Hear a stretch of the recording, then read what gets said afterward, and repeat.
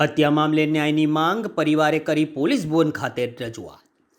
વડોદરા શહેરમાં આજે એક પરિવાર દ્વારા ન્યાયની માંગણી સાથે શહેર પોલીસ કમિશનરની કચેરી ખાતે રજૂઆત કરવામાં આવી છે। પ્રાપ્ત માહિતી અનુસાર મૃતક હિતેન્દ્રસિંહ બલવંતસિંહ પરમારના પરિવારજનોએ આક્ષેપ કર્યો હતો કે તેમના ભાઈની હત્યા કરવામાં આવી હોવા છતાં પણ પોલીસ દ્વારા યોગ્ય કાર્યવાહી કરવામાં આવી નથી। મૃતકના ભાઈના જણાવ્યા મુજબ ગત તારીખ 21/2/2026ના રોજ વડોદરાના નામાંકિત અઘોરા મોલના બિલ્ડરના બાઉન્સર દ્વારા તેમના ભાઈ હિતેન્દ્રસિંહ પરમારની હત્યા કરવામાં આવી છે। જો કે સમગ્ર મામલે સમા પોલીસ દ્વારા માત્ર અકસ્માતનો ગુનો દાખલ કરવામાં આવ્યો અને હજી સુધી આરોપીઓ સામે કોઈ કડક કાર્યવાહી કરવામાં આવી નથી। પરિવારજનોએ વધુમાં જણાવ્યું હતું કે તેઓ લાંબા સમયથી ન્યાય માટે ભટકી રહ્યા છે અને આજે પોલીસ કમિશનર કચેરીએ રજૂઆત કરી સમગ્ર ઘટનાની નિષ્પક્ષ તપાસ તથા આરોપીઓ સામે કડક કાર્યવાહી કરવાની માંગણી કરી છે। ઘટનાના કારણે પરિવાર પર દુઃખનો પહાડ તૂટી પડ્યો છે અને મૃતકના નાના બાળકોને ન્યાય મળે તે માટે તેઓ લડી રહ્યા છે। આ મામલે પરિવારજનોએ જનતાને પણ સહયોગ આપવા અપીલ કરી હતી।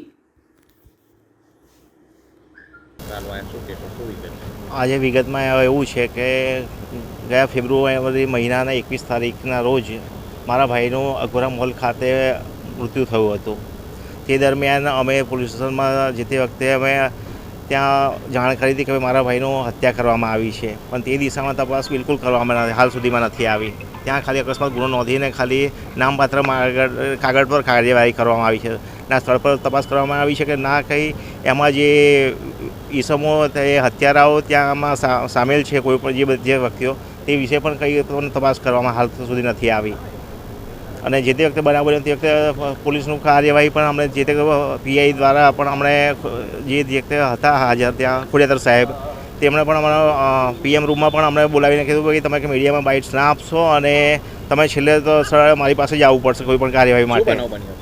જે તે બનાવમાં એવું બન્યું હતું કે મારો ભાઈનું ત્યાં આગળ અઘોરા મોલ ખાતે સાઈડનું કામ ચાલુ હતું, જે પોતે ઇલેક્ટ્રિશિયન તરીકે વાયરમેનનું કામ કરતો હતો અને કોન્ટ્રાક્ટર હતો પોતે। તો ત્યાં આગળ એનું બિલનું પેમેન્ટ ત્યાં હતું, તો ત્યાં સાઈડ પર ખાલી એનું બિલના હોળી હતી, હોળીના સામે પેમેન્ટ માટે ત્યાં ગયો હતો કે પેમેન્ટ લઈને હું આવી જાઉં છું। તો 4 વાગ્યા સુધી મારી સાથે વાત થઈને મને મળીને ગયો છે એ મારો ભાઈ, અને ત્યાં કલાક પછી એનો મારા ઘરેથી ફોન આવ્યો કે મારો ભાઈને ત્યાં પડવા સ્થળ પર પડ્યો છે। જ્યાં સ્થળ પર જઈને હું તપાસ કરી તો મારા ભાઈનું મરણ હાલતમાં ત્યાં બોડી પડી હતી। ત્યાં પછી આગળની કાર્યવાહી માટે પોલીસ આવી અને ત્યાં અમને પોલીસ લઈ ગયા અને ખોડિયાદર સાહેબ દ્વારા અમને ખાલી એક વિડીયો બતાવવામાં ફૂટેજ આવી।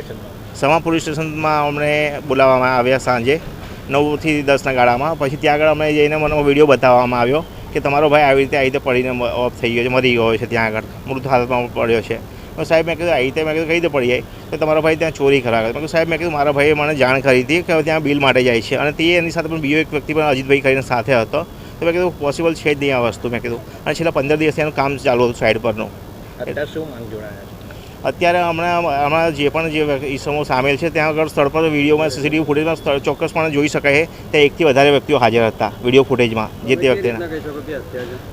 કેમ કે તેના બોડી પીએમ રિપોર્ટમાં 7 તરીકે એમને દર્શાવી શકાય કે એવું છે કે એમને સ્થળ પરથી એને ઘસડી લાવવામાં આવ્યો હતો। એના કપડાં પણ જે તે વખતે ફાટેલા હાલતમાં હતા। મારો ભાઈ જે બિલ્ડિંગમાં આગળથી પડતો દેખાય છે ત્યાં આગળથી ખાલી એને કોઈ પણ કપડાં ટચ નથી થતા, પણ જ્યારે બોડી પડી છે અને જ્યાં પીએમ રૂમમાં અમે એને કપડાં જોયા છે તો બધા ટી શર્ટ જે હતી એને આખી ફાટી ગયેલી હતી અને એની બંને પાછળીઓ તૂટેલી હતી બોડીની અંદર। કોઈ પણ વ્યક્તિ સામાન્ય રીતે એ મેડિકલની અંદર કોઈ પણ વ્યક્તિ પડે છે તો એક જ સાઈડની કોઈ પણ બાજુ ઈજા થઈ શકે છે એને, પણ એને મારા ભાઈની બંને પાછળીઓ તૂટેલી હતી। શું નામ? મારું નામ અજીતસિંહ બળવંતસિંહ પરમાર છે, હું મૃતકનો મોટો ભાઈ છું।